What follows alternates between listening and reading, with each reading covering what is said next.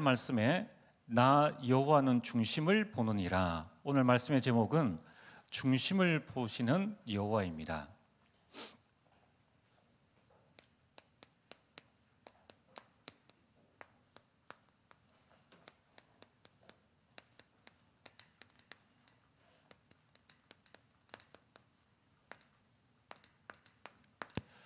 자, 우리는 이 말씀을 잘 여러분들이 마음속에 기억하셔야지 우리가 정말 사람을 세울 수 있고 또 불신자들을 제대로 도울 수 있습니다. 자, 그렇다면 오늘 먼저 서론으로 지금 사무엘이 하나님의 명령을 받아서 이스라엘의 두 번째 왕을 세우라라는 이제 말씀을 듣고 이새의 집에 가게 됩니다. 그러면 이 사무엘이 누굽니까? 사무엘은 나실일입니다.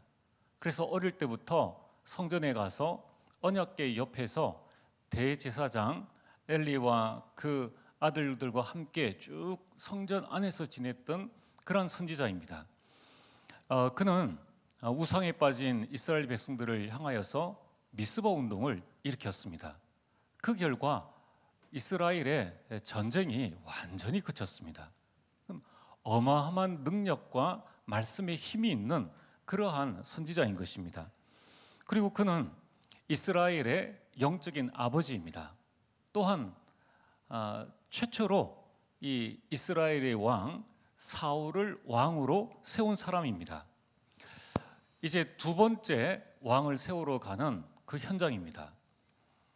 사무엘이 얼마나 떨리겠습니까? 지금 자기 손으로 이스라엘 역사의 첫 번째 왕 사울을 세웠는데 이 사울이 여호와께 드리는 그 제사장을 대신해서 드림으로 말미암아 이 하나님께 버림을 받게 되었죠. 얼마나 사무엘이 가슴이 아프겠습니까? 자기가 이스라엘 최초의 왕을 세웠는데 그가 하나님께 버림을 받았는 거예요. 그리고 나서 이제 자기 손으로 또 두 번째 왕을 세우러 갑니다. 자, 여러분 같으면 어떻게 하시겠습니까? 여러분이 지금 어느 불신자에게 복음을 전하러 간다. 첫 번째 어떤 사람이 내가 복음을 전했는데 이 사람이 신앙생활을 하다가 완전 타락해서 이전보다 더 타락한 상태가 되어졌다. 근데 이제 또 이 불신자에게 복음을 전하러 가는데 여러분 그냥 가시겠습니까?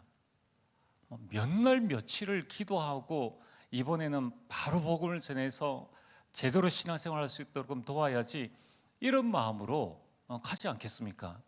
하물며 한 나라에 또 다른 왕을 세우러 이제 가는 그 입장에 이 다윗은 이 사무엘은 두 번의 실수는 하게 시켰죠. 아무리 이 대선지자라고 해도 그런 마음을 가지고 이제 이새의 집에 갔습니다. 가니까 이새가 자기의 아들들을 다 불러 모았습니다. 그러면서 첫 장남부터 딱 보이는데 그 장남의 이름이 엘리압입니다. 딱 사무엘이 보는 순간 이야, 확실히 왕될 사람이 여기 있구나. 이 사무엘 눈에 딱 들어온 거예요. 왜 그랬습니까? 사무엘이 엘리압을 딱 보는 순간 야, 이 사람은 왕이 될 사람이야. 이렇게 이야기했던 이유가 뭡니까? 그 이유는 그 앞에 사울을 세울 때의 경험에서 나온 이유라는 거예요. 사무엘상 9장 2절에 이 사울이 어떤 사람이 있는가 하면 이렇게 말씀하고 있습니다. 기스에게 아들이 있으니 그의 이름은 사울이요 준수한 소년이라. 준수했다는 거예요. 이스라엘 자손 중에 그보다 더 준수한 자가 없고 이 이스라엘 자손 중에 제일 용모가 빼어나고 제일 멋있다는 거예요. 그 키는 모든 백성보다 어깨 위만큼 더 크더라. 키가 홀칠하고 얼굴도 너무 잘생겼는 거예요.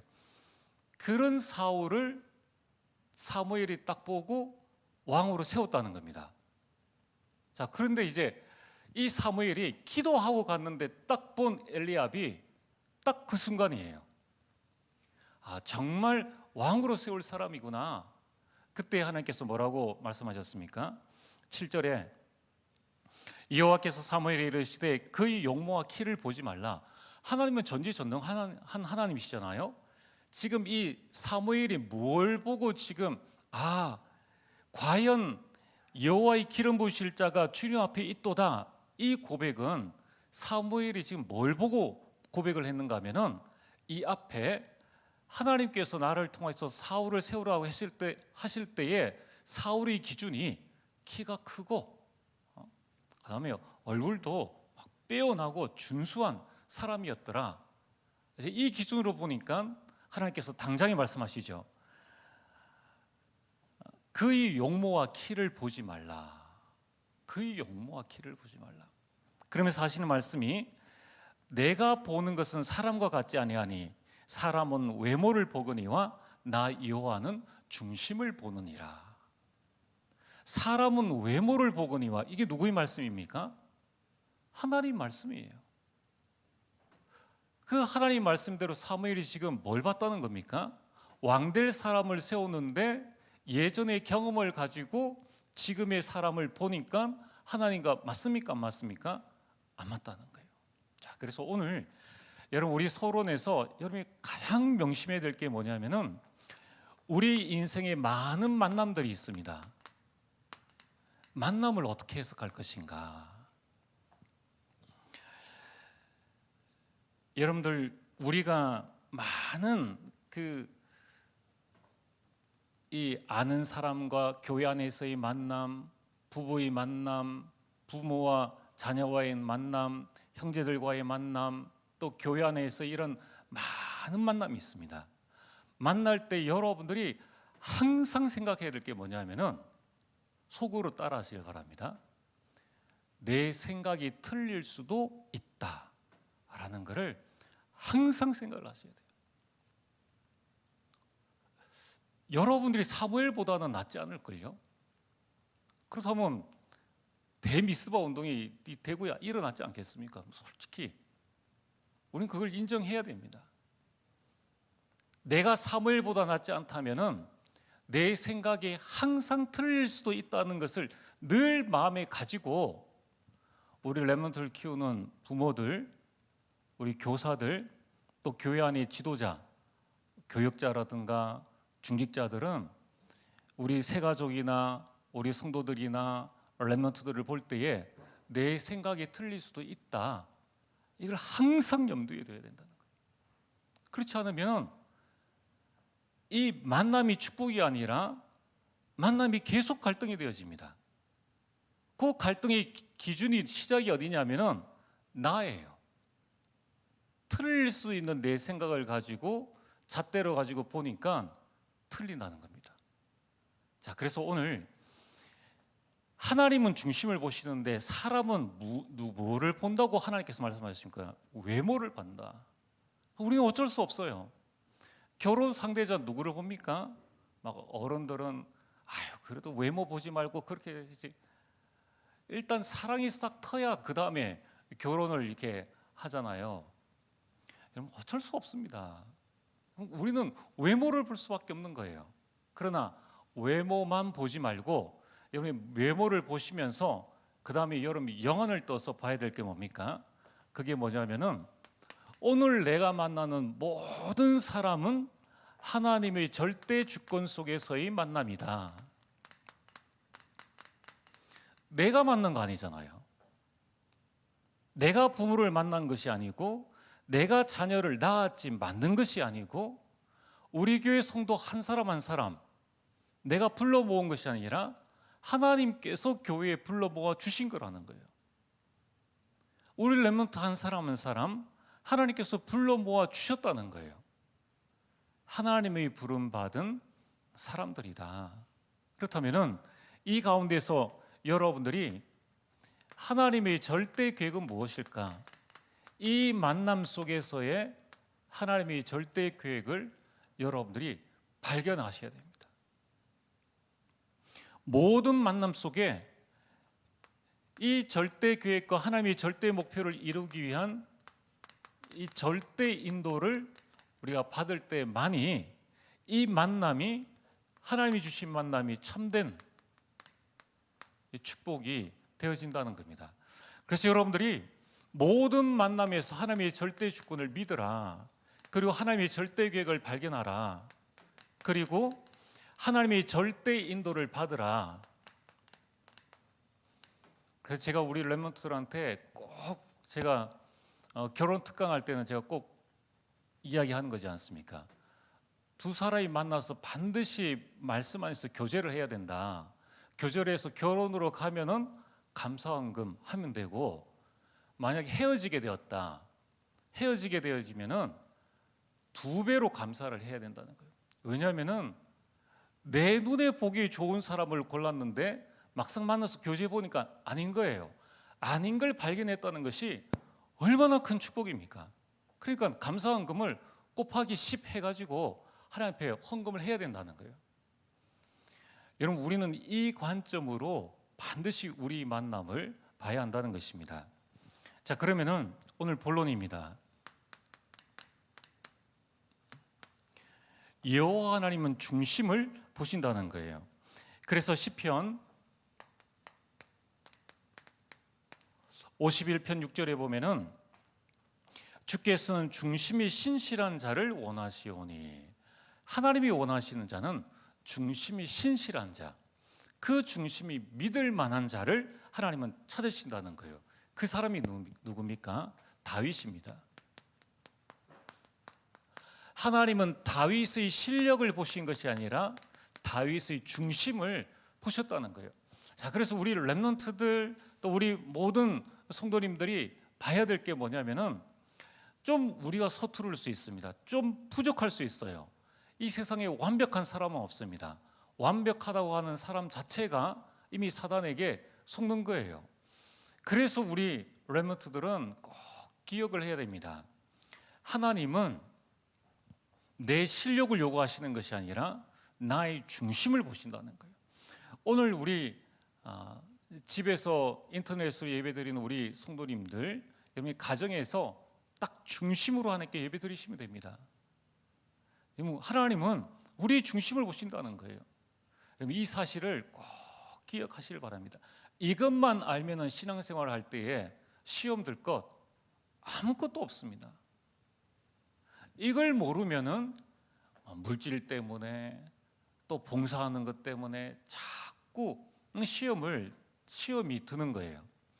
자, 그래서 오늘 이 다윗의 중심이 무엇인가?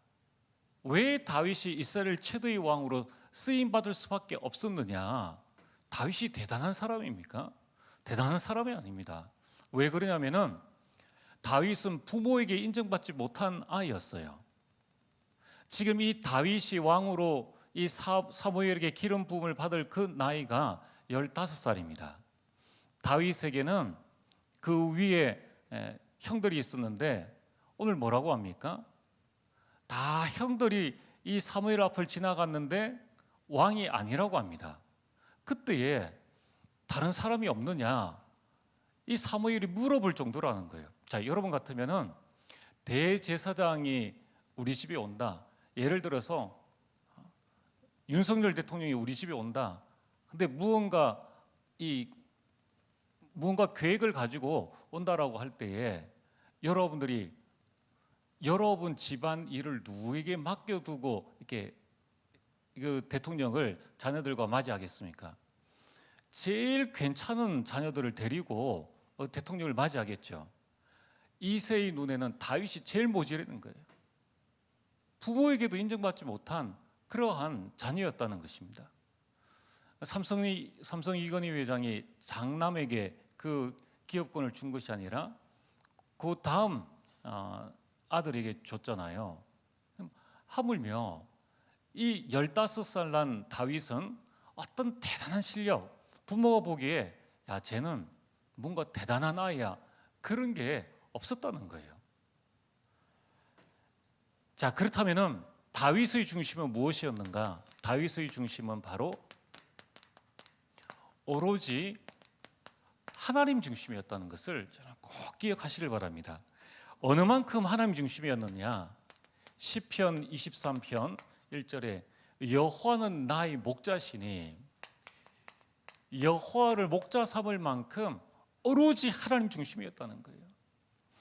여러분, 그러면서 여러분들은 한번 고백해 보시길 바랍니다. 시편 18편 1절에서 2절에 여러분들은 하나님이라고 했을 때에 여러분 하나님을 어떻게 표현할 수 있습니까? 전능하신 하나님, 위대하신 하나님, 창조주 하나님, 또 뭐 있습니까? 여러분 나름대로 표현을 해보시면 되는데 1절에서 2절은 다윗이 바라본 하나님입니다. 여호와는 나의 힘, 여호와는 나의 반석, 나의 요새, 나를 건지시는 이 나의 하나님, 나의 바위, 나의 방패, 나의 구원의 뿔, 나의 산성이시로다. 1, 2절 그 두 절 사이에 이것 말고도 많죠. 두 절 사이에 하나님에 대한 자기의 표현이 수십 가지가 나옵니다. 이것은 오로지 그의 마음과 생각이 하나님이 중심이었다는 것을 말씀하고 있는 것이죠. 그래서 다윗은 어떤 삶을 살았습니까? 시편 5편 3절에 아침에 내가 하나님을 바라리이다. 그리고 시편 17편 3절에 밤에 내가 하나님을 바라보나이다. 시편 23편 1절에서 6절에 그는 사망의 음침한 골짜기를 갈다 할지라도 주께서 나와 함께 하심을 고백하고 있습니다. 다윗은 아침이든 밤이든 낮이든 늘 하나님 중심의 그 삶을 산 것입니다. 오늘 저와 여러분들이 이 부분을 늘 마음속에 가지고 계셔야 됩니다. 그래서 하나님께서 뭐라고 말씀하셨습니까? 사도행전 13장 22절에 다윗을 왕으로 세우시고 증언하여 이르시되 내가 이새의 아들 다윗을 만나니 내 마음에 맞는 사람이라. 내 마음에 맞는 사람이라. 다윗은 실력이 뛰어난 사람이라. 다윗은 능력이 있는 사람이라. 다윗은 잠재 능력이 있는 사람이라. 이렇게 말씀하지 않고 내 마음에 합한 사람이다. 그가 내 뜻을 이루리라. 내 뜻을 이루리라. 여러분, 우리가 하나님 중심이 되어지면 하나님의 뜻을 이루게 되어 있습니다. 다윗은 목동이었습니다. 15살이었습니다. 그러나 그의 중심이 하나님 중심이었다는 사실을 우리는 반드시 기억을 해야 합니다. 두 번째는 다윗은 무엇을 중심으로 살았습니까? 그는 오로지 성경 중심이었다는 거예요. 이 성경이라는 것은 하나님의 말씀입니다. 다윗이 어느 만큼 하나님의 말씀을 사랑했고 그 말씀을 사모했느냐? 사무엘하 6장 14절입니다. 블레셋에게 잃어버린 언약궤를 찾아올 때입니다. 그때 다윗이 너무 그 언약궤 안에 하나님의 말씀 이 부분이 들어있음을 알고 언약궤가 들어올 때에 14절이 이렇게 말씀합니다. 힘을 다하여 춤을 추었다. 힘을 다하여 춤을 췄다.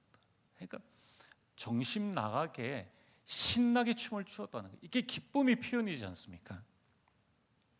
그래서 옷이 흘러내릴 정도로 그가 춤을 춘 것입니다. 이것은 말씀을 사모하는 다윗의 모습을 보여주는 것이죠. 그래서 여기에 대한 부분을 시편 19편에 잘 말씀하고 있습니다. 시편 19편 7절과 8절에 보면은 여러분 꼭 한번 찾아보시길 바랍니다. 여호와의 율법은 완전하여 영혼을 소성시키신다. 영혼을 살리시는 것이 바로 하나님의 말씀이다. 이 하나님의 말씀이 나의 영혼을 소성시킨다. 그리고 우둔한 자를 지혜롭게 한다. 그러면서 여호와의 교훈 정직하여 마음을 기쁘게 하고 눈을 밝게 하는도다. 여러분이 마음이 없습니까? 하나님의 말씀을 딱 붙잡으시길 바랍니다. 여러분들이 내가 지금 다른 곳에 자꾸 눈길이 간다. 눈이 어두울 때에, 영안이 어두울 때에 하나님의 말씀을 여러분이 딱 붙잡으시길 바랍니다. 그래서 다윗은 뭐라고 고백을 했습니까? 이 하나님의 말씀이 10절에 보면은 두 가지로 표현하고 있습니다. 금 곧 많은 순금보다 더 사모할 것이며, 내가 이 하나님의 말씀을 금보다 내가 더 사랑한다. 그리고 이 말씀이 내 입에 꿀과 송이꿀보다 더 달도다. 말씀 중심의 다윗인 것을 보게 됩니다. 그래서 다윗은 성경 곳곳에 말씀하고 있죠. 특별히 14절에 보면은 내 입의 말과 마음의 묵상이 주님 앞에 연락되기를 원하나이다. 이 말씀을 늘 읊조리면서 말씀 묵상하는 시간을 그는 가진 것입니다. 그래서 다윗은 성경 시편의 절반을 다윗이 기록을 할 정도로 하나님 중심이었고, 거기에서 나온 하나님의 말씀을 붙잡고 삶을 살았던 것을 보게 됩니다. 하나님이 원하시는 것은 다른 게 아니에요. 하나님은 마음이 신실한 자를 원하신다. 특별히 우리가 교회 일을 할 때에 여러분들 꼭 기억을 해야 됩니다. 교회의 주인은 하나님이세요. 하나님이 찾으시는 분은 누구냐? 돈 많은 사람, 능력 있는 사람, 실력 있는 사람, 물론 가장 중심이 될 것이 이 하나님 중심이요, 말씀 중심입니다. 거기에 덧붙여서 하나님 주신 것을 감사할 수 있는 사람이면 우리가 너무나 좋은 것이지, 이걸 제외하고 다른 부분을 강조하면은 안 된다는 거예요. 오늘 우리 모든 성도님들이 정말 하나님에 대한 오해를 딱 버리시고 오늘부터 여러분의 마음을 새롭게 잡으시길 바랍니다. 나를 지으시고 창조하신 그 하나님은 지금 중심을 찾고 계신다. 나의 중심이 어디 있느냐 하는 것이 중요하단 말입니다. 세 번째는 이 다윗은 교회 중심이었습니다. 그 당시 교회가 성전 아닙니까?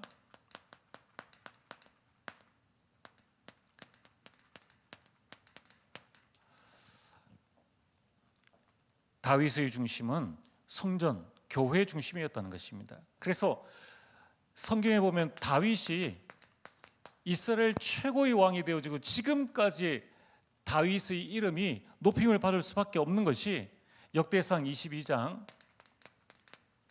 1절에서 5절입니다. 다윗이 성전을 지으려고 했지만 하나님께서 너는 손에 피를 많이 흘렸기 때문에 그것을 지을 수 없다라고 했을 때에 다윗은 하나님 앞에 그 말씀에 순종한 거예요. 그러면서 한 게 뭐냐면은, 그러면 내 아들 솔로몬이 이 일을 지을 수 있도록 모든 성전 건축에 준비를 다 했다는 겁니다. 참 이 부분 보면은 정말 대단한, 아마 이런 대통령 나오면은 우리 한국 역사에 길이 그 이름이 남을 거예요. 왜 그렇습니까? 전부 다 자기 이름을 내고 자기 업적을 내려고 과도하게 사업을 하고 뭐를 하고 이렇게 하다 결국 남는 게 뭡니까? 오명만 남는 거라는 거예요. 다윗은 충분히 지을 능력이 있었습니다. 그런데 다음 세대를 향하여서 성전 지을 모든 준비를 다 하게 했다는 거예요. 참 얼마나 감사합니까? 전혀 후대에 부담 없이 마음껏 성전 건축을 하고 하나님께 영광 돌릴 수 있는 그런 준비를 한 것입니다. 그래서 시편 84편 10절에 다윗의 마음이 이런 마음이겠죠. 이 시편 84편은 고라 자손의 시입니다. 주의 궁정에서의 한 날이 다른 곳에서의 첫날보다 나은즉 악인의 장막에 사는 것보다 내 하나님 성전에 문지기로 있는 것이 좋사오니.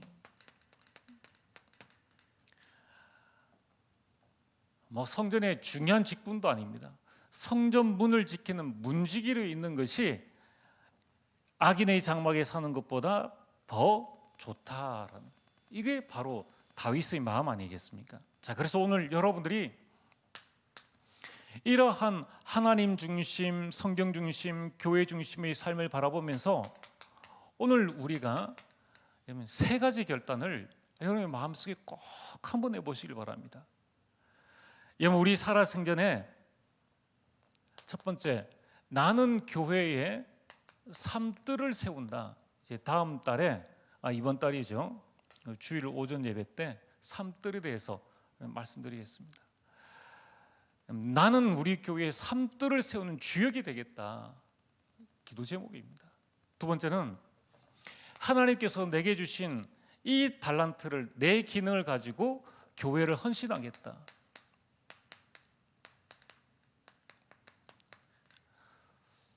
저는 우리 모든 성도님들이 꼭 이 응답을 받게 되기를 주의 이름으로 축복합니다.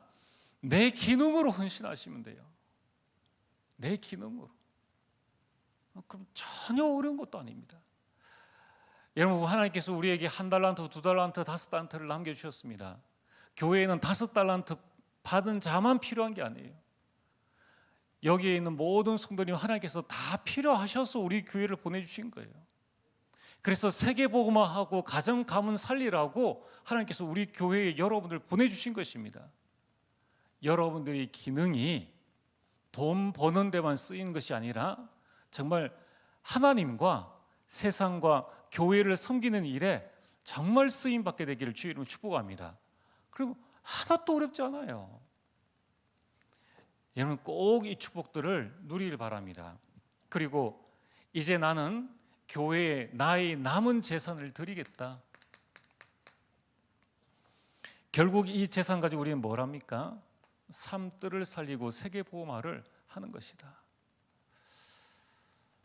우리가 이 땅 떠나는 날 무엇을 가지고 갈 수 있습니까? 아무 가지고 갈 것 없습니다. 가지고 가본들 천국에 벤츠가 필요하겠습니까? 천국에 순금이 필요하겠습니까? 아무 쓸모없는 거예요. 오늘 여러분들이 정말 이 다윗의 중심을 우리가 바라보면서 하나님이 지금 무엇을 찾으시는가, 이러한 결단의 기도를 하는 그 중심을 하나님이 찾으신다는 거예요. 오늘 저와 여러분들이 우리가 하나님 앞에 드려야 될 건 뭡니까? 많은 것이 아닌 이 중심, 우리 마음을 하나님 앞에 드리는 것이다. 예배드리는 나의 마음, 찬양하는 나의 마음, 여러분 기도하는 우리 마음을 하나님 앞에 드리는 거예요. 우리 레몬트들이 나와서 훈련을 받는다고 해서 내 인격이 변화해지고 금방 내가 쓰임 받는 것이 아닙니다. 그러나 내가 하나님 앞에 드려진 이 마음을 하나님은 기쁘게 받으신다는 거예요. 여러분 천국에서의 상급은 내가 이 땅에서 육신적인 봉사를 얼마나 많이 했느냐, 그게 중요한 게 아니고요. 그러면은 장애를 가지고 내가 이 땅에 태어났다. 그럼 그 사람은 천국에 가서 상급이 하나도 없습니까? 말도 안 되는 그러한 논리를 가지고 자꾸 이야기를 하면 안 됩니다. 여러분 우리가 잘 보셔야 돼요. 달란트입니다. 내게 주신 달란트가 얼마냐? 내가 몸에 장애를 가지고 태어났다. 나는 교회를 위해서 내가 할 수 있는 헌신이 뭡니까? 기도하겠다. 그 사람은 100억 부자가 50억 헌금한 것보다 더 큰 응답을 받는다는 거예요. 오늘 여러분들이 교회의 잘못된 이론 속에 속아 넘어가서 안 된다는 겁니다. 교회는 플랫폼이에요. 교회는 앞으로 여러분들이 모든 것을 통하여서 여러분들이 교회를 통해서 축복받아 가지고 증인으로 서서 현장에 나가는 최고의 응답의 현장이 바로 교회라는 것입니다.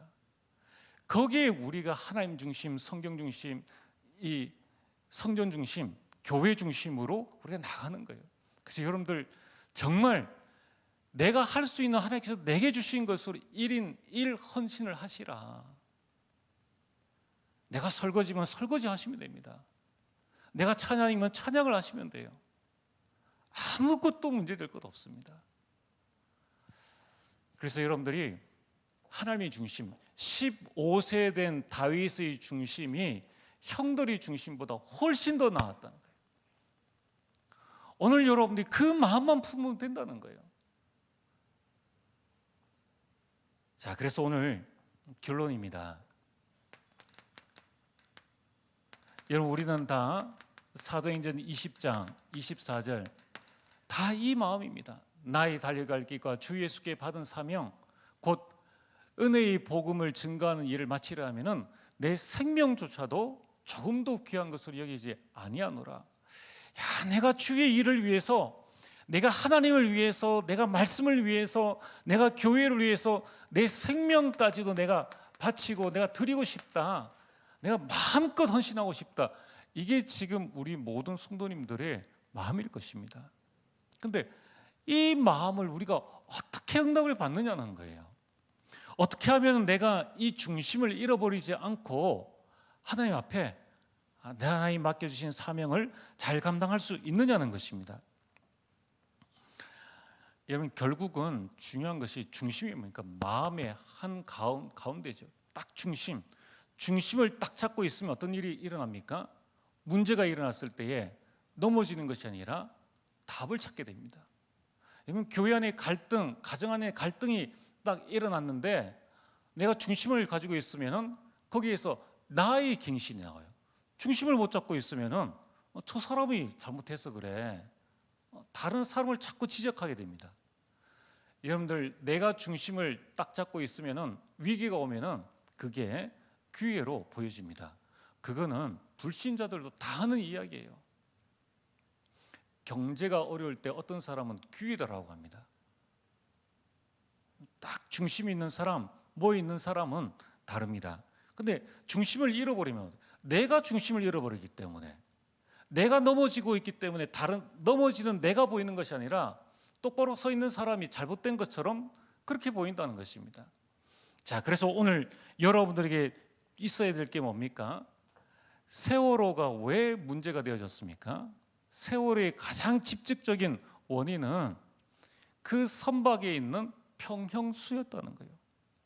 균형을 잡는 평형수를 이 배와 이 인원을 많이 싣기 위해서 평형수를 빼버렸기 때문에 늘 지나다니는 그 다른 배들도 지나갈 수 있는 그곳에서 결국 균형을 잃어버린 것입니다. 오늘 여러분들에게 필요한 게 뭡니까? 문제가 아니라 나에게 영적 평형수가 얼마나 있느냐, 나의 중심을 잡아주는 이 영적 평형수가 어느 만큼 나에게 가장 채워져 있느냐, 이게 중요하다는 거예요. 여러분들, 이 평형수는 대단히 비싼 게 아닙니다. 평형수는 그냥 물입니다.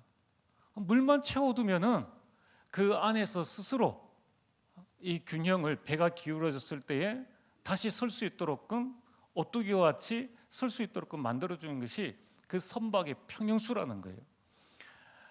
오늘 여러분들에게 내 영혼을 붙잡아주고 내 삶을 붙잡아주는, 나는 하나님 중심으로 살고 싶은데 그 하나님 중심으로 살 수 있는 영적 평형수가 나에게 얼마만큼 채워져 있느냐, 그 영적 평형수가 뭡니까? 하나님이 나에게 주신 은혜예요.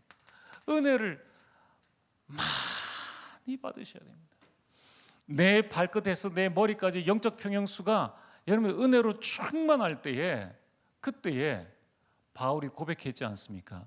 감옥 안에서 기뻐하노니 내가 또한 기뻐하리라. 내가 감옥에 갇힌 것을 인해서 욕하는 그 사람들을 통해서 복음이 증거되는 것을 나는 또한 감사한다. 그래서 여러분들, 우리에게 가장 중요한 게 뭡니까? 은혜 받는 시간, 이 예배 시간, 그리고 훈련 받는 그 시간. 그래서 여러분들이 예배 성공이 인생 성공임을 우리는 여러분 꼭 기억을 하셔야 합니다. 그래서 여러분들이 예배 시간에 주신 주일에 예배에 승리하시고, 여러분 매일 이 바쁜 분주한 삶 가운데서 어떻게 나의 영적 평형을 잡아갈 것인가, 그게 바로 오늘을 살리는 삼오늘입니다. 그래서 여러분들이 삼오늘을 어렵게 하지 마시고, 강남 메시지에서 레마 기도 제목 실천 사항, 이번 주 주신 말씀의 제목이 뭔가, 그 말씀 속에서 이 내가 붙잡을 하나님의 말씀, 그리고 레마 기도 제목 실천 사항을 여러분이 보시면서 매일 이 속에서 딱 잡으시면 됩니다. 그래, 내가 교회 중심의 삶을 살아야 되겠다. 이거 하나만 기억을 해도 나의 영적 평형수는 딱 여러분 잡히는 겁니다. 그래서 여러분들이 이걸 붙잡고 어떻게 합니까? 대단한 게 아니라고 했어요. 평형수가 대단한 게 아닌데 내 생명을 살리는 거예요. 하루 5분만이라도 우리 렘넌트들은 이 나를 영적 서밋에 세우는 이 시간을 여러분이 꼭 가지시면은 그때 어떤 일들이 일어납니까? 하나님께서 내게 주신 달란트를 발견하게 되고, 그때 내 기능, 다윗의 돌 던지는 기술은 사실은 대단한 거 아닙니다. 누구나 돌을 던질 수 있어요. 그런데 하나님과 소통되어지니까 내 기능이 서밋이 되어지고, 이제 골리앗과의 그 전쟁과 그리고 블레셋과의 모든 싸움, 이스라엘의 모든 문화를 바꾸는 문화 서밋으로 서게 된 것입니다. 하나님과 말씀과 교회의 중심을 맞추면은 결국 따라오는 것이 영적 기능 문화 서밋의 응답으로 우리에게 오게 되는 것입니다. 자, 오늘 여러분이 마지막으로 기억을 하셔야 됩니다. 수고하고 무거운 짐진 자들아 다 내게로 오라. 내가 너희를 쉬게 하리라. 여러분, 단어 100개 외우려면은 뭐 머리 좋아도 10분은 외워야 되겠죠. 그 10분의 반만 해도 내 인생이 최고의 응답을 누릴 수 있다는 것입니다. 여러분, 직장 생활에 아무리 피곤하고 아무리 힘들고 어려워도 하나님 앞에 내가 나와서 하나님께 집중할 수 있는 그 시간들을 여러분이 가지신다면 하나님은 반드시 여러분의 모든 삶을 인도하신다는 거예요. 졸아도 나와서 졸면 그 중심을 하나님께서 보신다는 것입니다. 아무것도 문제될 것 없어요. 자, 오늘 여러분들이 중심을 보시는 하나님, 그래서 교회 안에서 누가 내 중심은 내가 틀린 중심 가지고 있으면 안 되겠죠. 내가 교회를 한번 이용해야 되겠다. 뭐 어떤 그런 중심이 아닌 이상에 내가 정말 교회를 위해서 내가 헌신하려고 하는데 혹시 남이 오해를 한다라고 하면은 그때 여러분들이 이렇게 고백하십시오. 역시 하나님의 말씀은 살아있고 성취되는구나. 역시 사람은 외모를 보는구나. 그 다음에 이제 여러분들이 마음 중심은 하나님은 내 중심을 보신다. 그렇게 생각하시면 돼요. 그래서 여러분들이 문제에서 진짜 답을 얻고 흔들리지 않는 그런 영적 평형수가 충만한 삶을 살게 되기를 주의 이름으로 축복합니다. 우리 오늘 주신 말씀을 기억하면서 우리 찬송가 354장 우리 함께 박수하면서 우리 찬양합니다. 박수는 뭔가 우리 중심을 하나님께 드리는 겁니다. 우리 드럼도 하고 우리 반주도 하고 또 여러분들 우리 랩런트나 누구든지 바이올린든지 뭐든지 좀 나와서 틀리면 어때요? 우리가 뭐 전공자입니까? 우리 귀는 그 대단한 귀가 아닙니다. 하나님 앞에 하고 싶은 사람은 하시면 돼요. 그래서 우리 교회 명지휘자 최성민 제일 명지휘자 아닙니까? 하나님께 그 중심 하나님께서 저는 제일 잘 받으신다라고 저는 생각을 하고 있습니다. 그래서 오늘 우리 하나님 앞에 354